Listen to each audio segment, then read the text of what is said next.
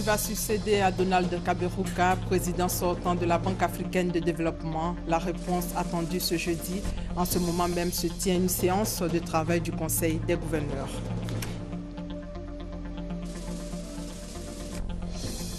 Dans l'actualité également, l'UEMOA met plus de 15 milliards de francs CFA à la disposition des banques ivoiriennes. Un montant mobilisé après un emprunt obligataire. Plus de détails dans quelques instants.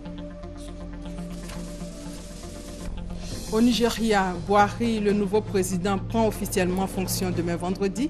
À la veille de son investiture, les populations expriment leurs attentes. Bonjour à tous. Rendons-nous au palais présidentiel pour faire le point des audiences du président de la République. Le chef de l'État a reçu successivement hier le secrétaire d'État allemand à la coopération et au développement, le Premier ministre de la République démocratique du Congo et le président mozambicain. Les échanges ont porté sur le renforcement de la coopération entre la Côte d'Ivoire et ces pays que sont l'Allemagne, la RDC et le Mozambique. La synthèse avec Awa Touré.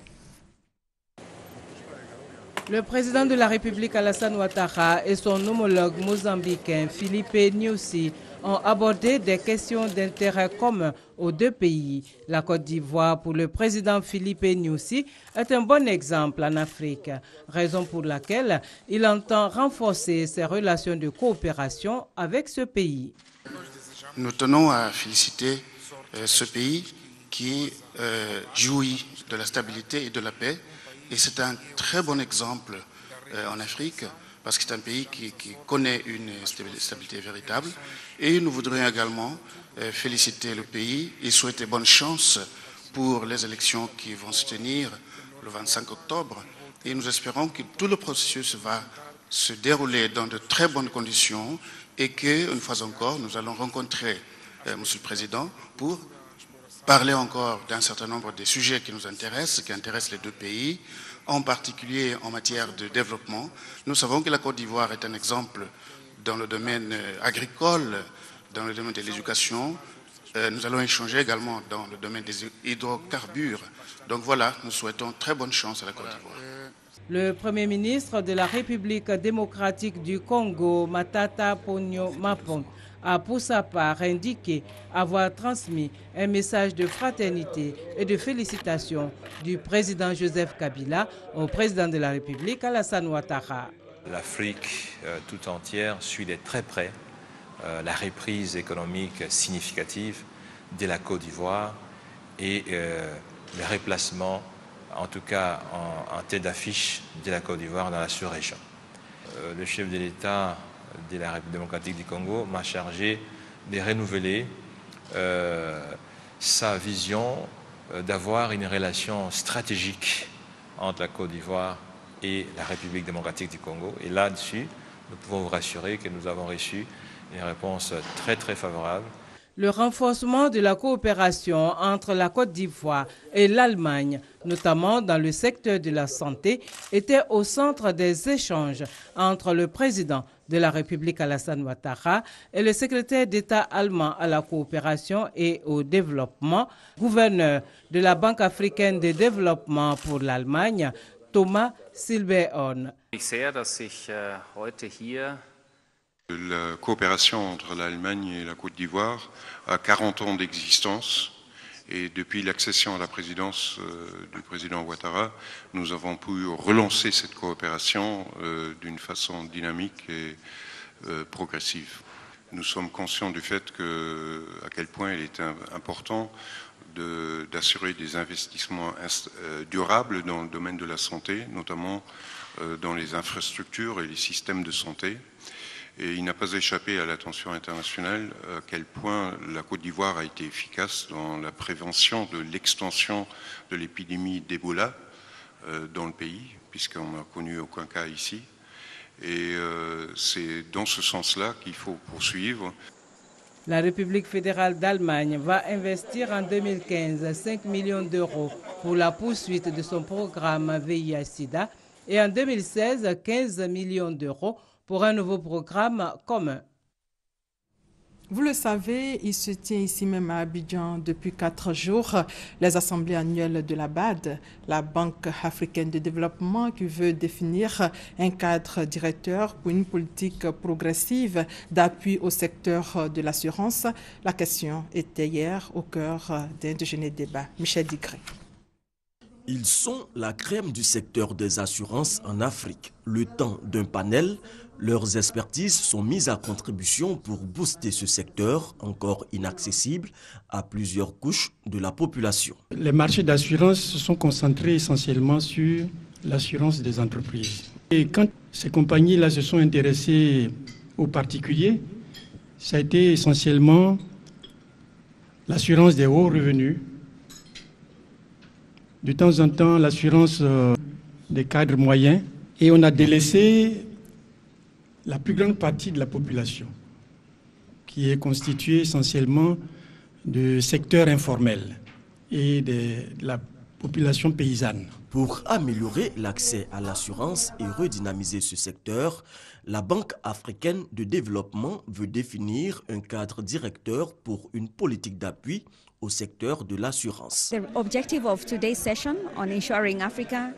La banque a maintenant pour objectif d'être plus active dans la mise en œuvre des politiques visant à développer le secteur de l'assurance et veut faire ce travail avec les acteurs du marché de l'assurance. Il y a 3 axes majeurs. Le premier est de soutenir des entités telles que l'Africa Risk Capacity.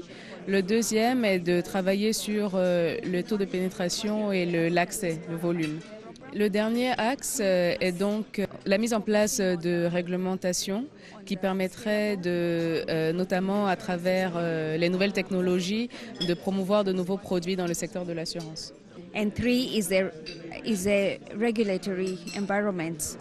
La recette pourrait faire remonter le taux de pénétration de l'assurance en Afrique qui est d'environ 3,5%, un taux inférieur à la moyenne mondiale qui est de 6%. Nous restons toujours avec Michel Digré, mais cette fois-ci en direct du Palais des Congrès du Sofitel Abidjan Hôtel d'Ivoire. En fait, le successeur de Donald Kaberuka sera connu ce jeudi. En ce moment même se tient une séance du Conseil des gouverneurs pour l'élection du nouveau président de la BAD. Alors, Michel, quelle est la situation depuis l'Hôtel d'Ivoire ? Oui, Delphine Bla, nous sommes à l'auditorium du Palais des Congrès de l'Hôtel Ivoire Sofitel où se tient en ce moment même la 2e séance des conseils des gouverneurs pour la désignation de celui qui doit succéder à Donald Kaberuka à la tête de la Banque africaine de développement pour les 5 années à venir. Alors ils sont 8. Très rapidement, ce sont Akinwunu Adesina, ministre de l'Agriculture du Nigeria, l'Éthiopien Soufiane Ahmed, le Tchadien Kodjre Bendoumra et la seule femme, la Cap-Verdienne Christina Duarte. Ces 3 sont ministres des Finances de leurs pays respectifs. Le Tunisien Jaloul Ayel est banquier.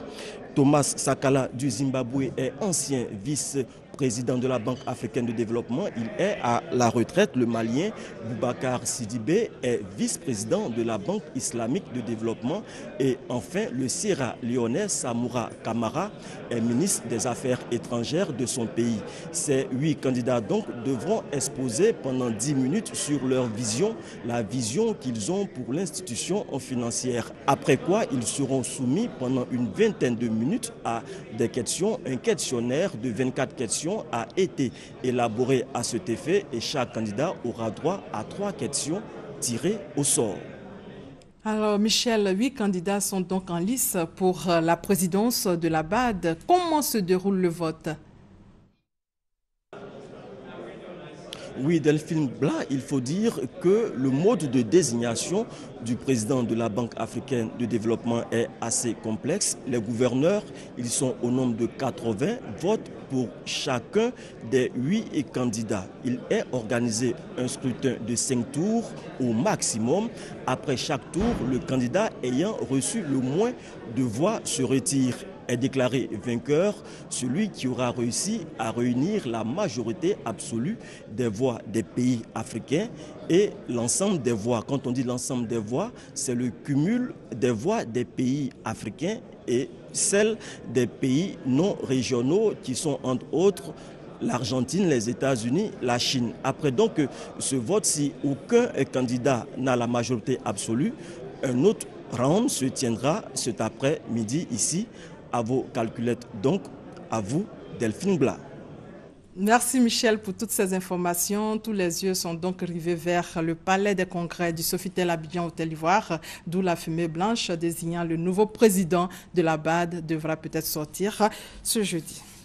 Dans l'actualité également, l'Union économique et monétaire ouest-africaine met 15,5 milliards de francs CFA à la disposition des banques ivoiriennes, un montant mobilisé après un emprunt obligataire levé sur le marché financier régional sur la période du 1er au 22 décembre dernier. Hier, cet emprunt obligataire d'une durée de vie de 10 ans a connu sa première cotation à la Bourse régionale des valeurs mobilières. Jean-Jacques Kwame est là pour plus de détails.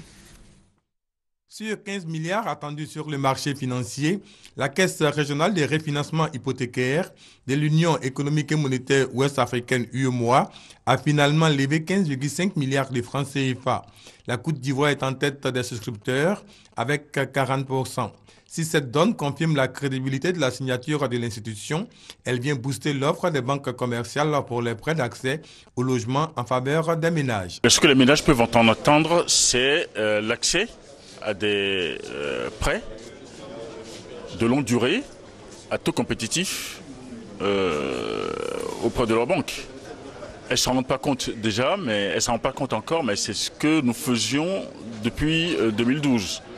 C'est-à-dire que nous empruntons de l'argent à long terme sur le marché, que nous reprêtons aux banques, et donc elles sont plus confortables pour leur faire des prêts à 10 ans et plus. Dans sa quête de capter plus de financement pour les prêts à l'habitat, la Caisse régionale des refinancements hypothécaires de l'UEMOA a introduit son dernier emprunt obligataire en bourse ce mercredi. Seulement 1 heure de temps passé sur le marché boursier et l'engouement des acteurs du marché était palpable. Titre CRRH UEMOA 6% 2014-2024, volume échangé 235, cours en francs CFA 10 000 francs CFA. Montant échangé, 2 350 000 francs, c'est pas hors coupon couru. La Caisse régionale des refinancements hypothécaires de l'UEMOA est à sa 4e émission obligataire depuis sa création en 2012. Toutes ces opérations lui ont permis d'élever 67 milliards de francs CFA sur le marché financier régional au profit des 50 banques commerciales qui en sont actionnaires. Cap sur la primature où le Premier ministre a échangé avec le vice-président de l'Agence japonaise de coopération internationale. Daniel Kablan-Duncan a également échangé avec le président de la SFI, Société financière internationale. Au menu, le financement de plusieurs projets, nous dit Hervé Blé. L'Agence japonaise de coopération internationale, JICA, va poursuivre, voire renforcer sa coopération avec la Côte d'Ivoire. Le vice-président de la JICA, Kodara Kiyoshi, qui l'a souligné, a rendu compte au Premier ministre Daniel Kablan-Duncan de ses différentes visites à Yopougon, à Bobo et Boaké. Visites consacrées au projet de reconstruction que soutient financièrement la JICA et auxquelles plusieurs autres vont s'ajouter bientôt. Naturellement, notre intervention ne se limitera pas uniquement au projet de recouvrement post-crise. Nous avons un large éventail de projets que nous avons l'intention de développer. Il y a des grandes routes, naturellement, aussi bien nationales que sous-régionales. Il y a également la réhabilitation du réseau routier et la construction de nouveaux échangeurs. Mais il y a également des interventions dans la pêche, en particulier vers Sassandra, et également le renforcement des capacités de l'administration, en particulier dans les domaines également de la justice. Plus de 1 milliard de dollars, c'est l'appui qu'a apporté ces dernières années la SFI au secteur de l'énergie en Côte d'Ivoire.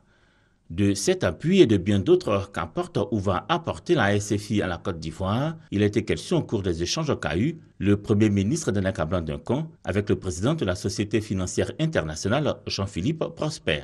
Secteur de l'agriculture, nous allons très bientôt travailler avec Cargill pour 70 coopératives. Donc produire du financement, et nous allons également faire un autre projet pour des petits paysans. Donc là aussi, le gouvernement a beaucoup insisté pour que l'appui que la SFI apporte, pas seulement aux grosses sociétés, mais qu'on travaille beaucoup avec les paysans, les petits fermiers. L'habitat et l'environnement des affaires sont au nombre des secteurs auxquels s'intéresse la SFI pour booster la croissance en Côte d'Ivoire.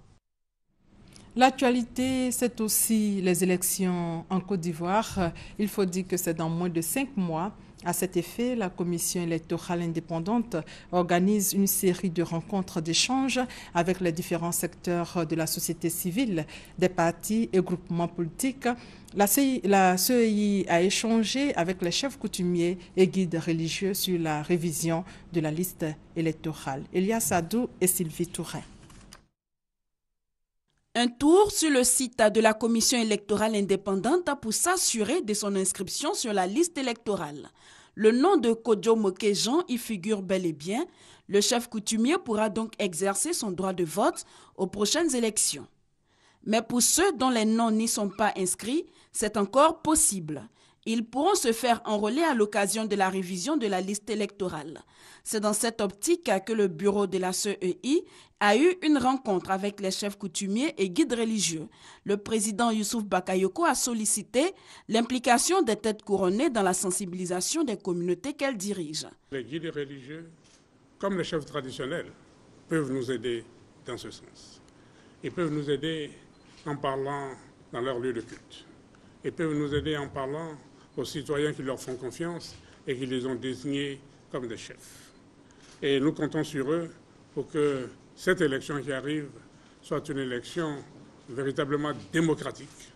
Des élections apaisées, c'est ce que veulent les chefs coutumiers et guides religieux. Ils ont promis d'user de tout leur pouvoir pour la réussite du processus électoral. Nous saluons l'initiative qui fait qu'on nous informe du processus depuis le début jusqu'à la fin. Le processus électoral est important pour toute la nation parce que c'est une action citoyenne. Après avoir vécu les affres de la guerre, nous devons comprendre que la paix est très précieuse pour nous. La révision de la liste électorale concerne un peu plus de 5 700 000 personnes déjà inscrites sur le listing de 2010 et environ 3 millions d'Ivoiriens en âge de voter et non encore enrôlés. 2000 centres d'enrôlement seront implantés sur l'ensemble du territoire avec 500 équipes mobiles à compter du 1er juin. Comment communiquer efficacement sur les activités parlementaires? La question mobilise depuis hier Ayam Sokro, député et journaliste. C'est à l'initiative de l'USAID pour renforcer les capacités des participants sur les missions et fonctionnement de l'Assemblée nationale. Léon Brou, notre envoyé spécial, Ayam Sokro. Il représente le peuple, vote les lois et contrôle l'action gouvernementale, mais ces trois fonctions restent encore mal perçues, voire ignorées par les populations et le député très souvent incompris. Constat de l'USAID et même des parlementaires. Le parlementaire est perçu simplement comme un agent de développement au même titre qu'un maire ou encore un président de conseil régional. N'est-ce pas pour cela qu'il est sollicité pour la construction d'infrastructures? N'est-ce pas pour cela qu'on lui tend tous les jours des ordonnances? Pour des observateurs, cette situation relève en partie du député. Il promet en période de campagne notamment des actions hors de ses prescriptions constitutionnelles. On ne peut pas interdire à un député d'apporter du soutien à sa population, mais les députés seraient plus efficaces en aidant les populations à régler des problèmes d'intérêt général plutôt que de servir de caisse sociale. Il faut que les populations sachent quelles sont les trois missions constitutionnelles des députés. À partir de là, si un candidat à la députation vient faire de la démagogie, il appartient aux populations de lui dire que cela ne fait pas partie de vos missions qui ont été définies par la Constitution. Pour y arriver, l'USAID renforce les capacités des députés et des journalistes sur les missions et fonctions de l'Assemblée nationale, les premiers pour éviter les éventuelles confusions et les derniers pour mieux informer sur les activités parlementaires. Constitue également l'objet des 2 jours d'échange et de réflexion, les actions de communication à entreprendre par les députés et les journalistes à l'intention des citoyens. Les 3 fonctions du député et leurs implications sont passées en revue, ainsi que la place de l'Assemblée nationale dans la vie d'une nation.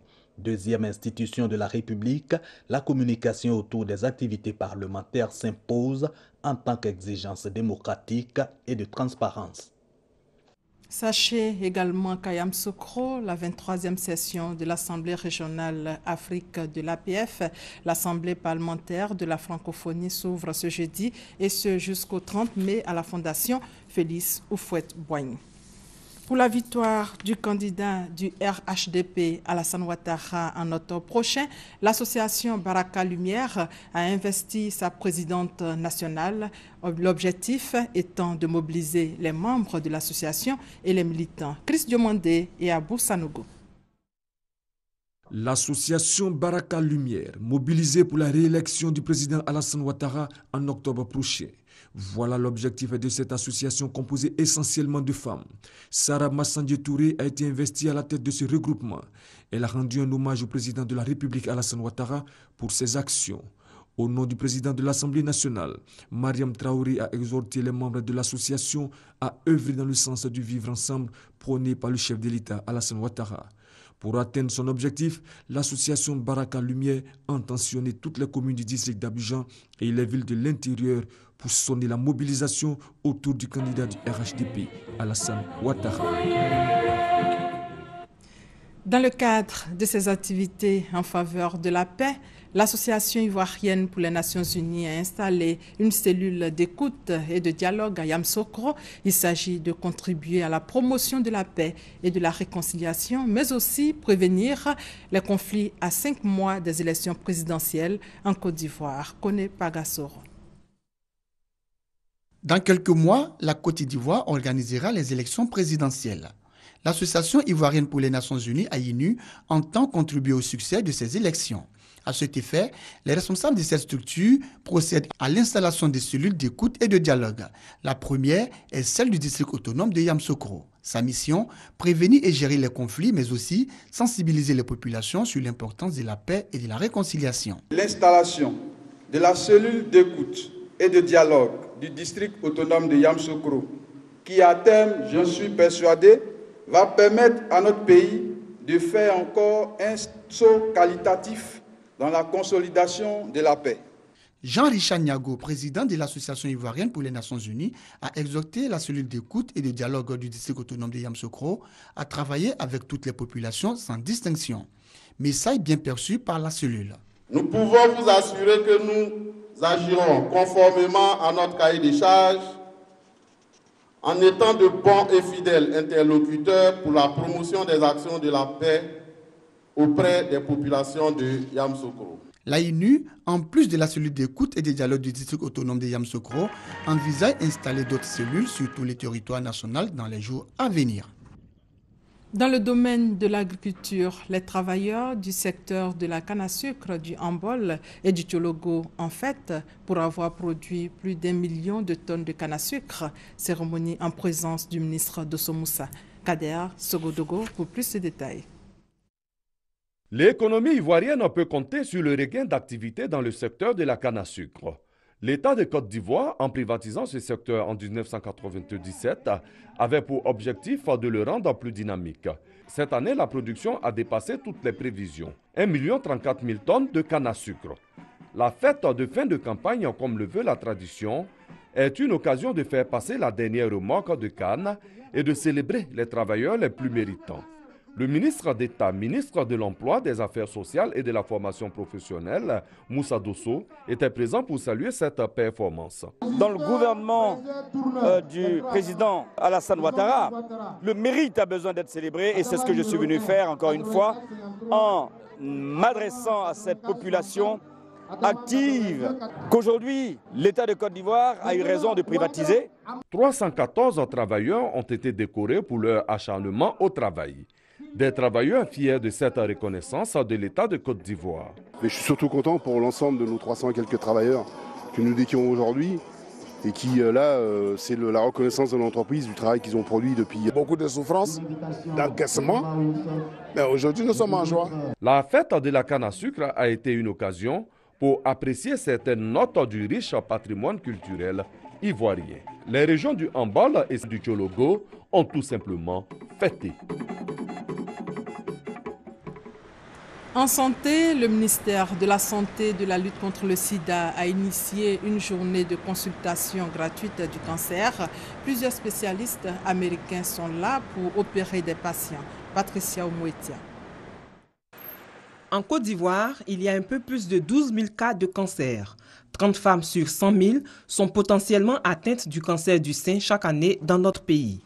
Pour remédier à cette situation, le ministère de la Santé et de la lutte contre le sida, en collaboration avec le Programme national de lutte contre le cancer, organise la journée de consultation gratuite et de prévention du cancer.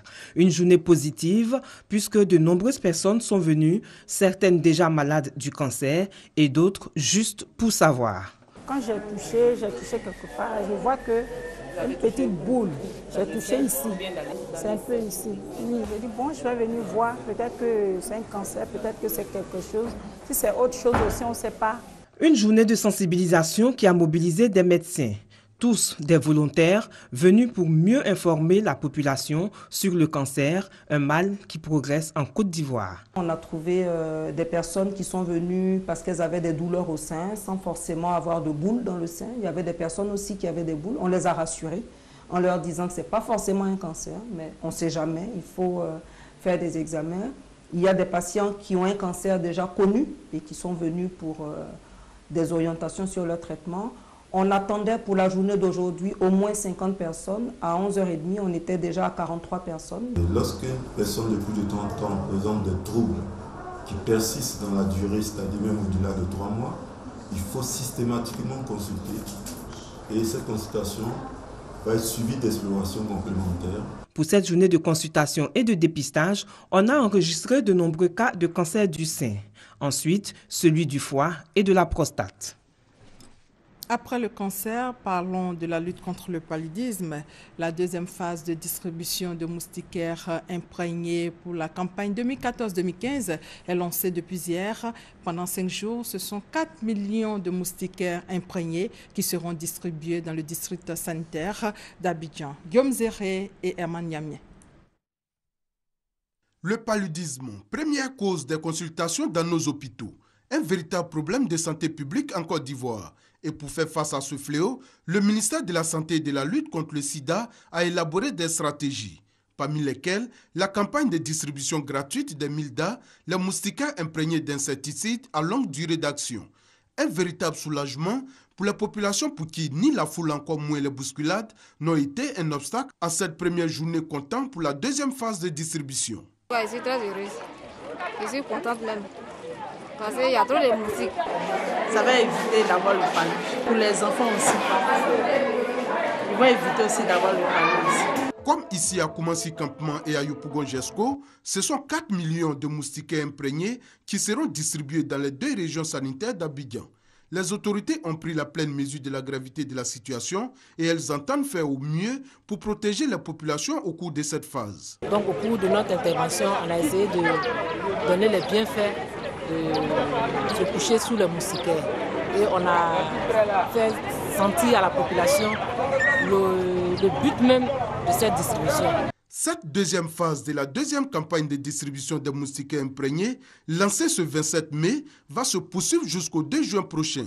Mais avant, ce sont les 15 régions sanitaires de l'intérieur de la Côte d'Ivoire qui ont accueilli cette campagne en décembre 2014. Hors de nos frontières, le nouveau président du Nigeria, Muhammadu Buhari, qui prend fonction demain, vendredi, devra répondre aux nombreuses attentes des populations. Regardez. Station essence fermée, chute des cours du pétrole. Le futur président du Nigeria, Muhammadu Buhari, qui prendra officiellement ses fonctions vendredi, hérite d'un pays sinistré. À Lagos, capitale économique du Nigeria, l'électricité est quasi inexistante. Les générateurs pullulent dans les rues pour alimenter les commerces. Igwe vend des chaussures. Il espère que le président va améliorer son quotidien. Dans mon magasin, ici, nous sommes alimentés au diesel. Il n'y a pas de lumière tous les jours. Et dans mon village, les gens souffrent. Pas de travail, pas de bonnes écoles, pas de bonne nourriture ni d'hôpital décent. Les défis du nouveau président sont immenses. Mouhamadou Bouhari a fait de la lutte contre la corruption son principal argument de campagne. Un sujet sans... Nous sommes conscients qu'il y a beaucoup de corruption dans l'industrie du pétrole. Et nous espérons que la première chose qu'il fera sera de s'attaquer à la corruption et au pouvoir. Une lutte qui s'avère difficile mais qui pourrait améliorer les finances de l'État. Si vous combattez la corruption et que vous ajustez tout cela, vous réduirez les dépenses du Nigeria d'au moins 30%. Au moins un tiers de l'argent produit par le Nigeria est volé. Si vous vous attaquez à cela, vous augmentez de 30% vos revenus. Autre défi de taille, la guerre contre Boko Haram. Ancien militaire, Mouhamadou Bouhari a promis de mettre fin à l'insurrection islamiste qui a tué plus de 15 000 personnes. Malgré la reprise par l'armée d'une grande partie du nord-est du pays, les Nigérians veulent voir les efforts se concrétiser. Boko Haram est déjà combattu. L'armée a déjà remporté plusieurs succès dans la zone de Boko Haram. Nous espérons qu'avec son arrivée au pouvoir, il consolidera ce succès. Outre la corruption et la sécurité, le futur président devra faire face à un chômage endémique qui touche 30% de la population. Il lui faudra également diversifier une économie trop dépendante de l'or noir. Il a 4 ans pour relever les défis de la première économie d'Afrique. Et c'est la fin de ce 13h supervisé par Adama Koné. Merci de votre fidélité.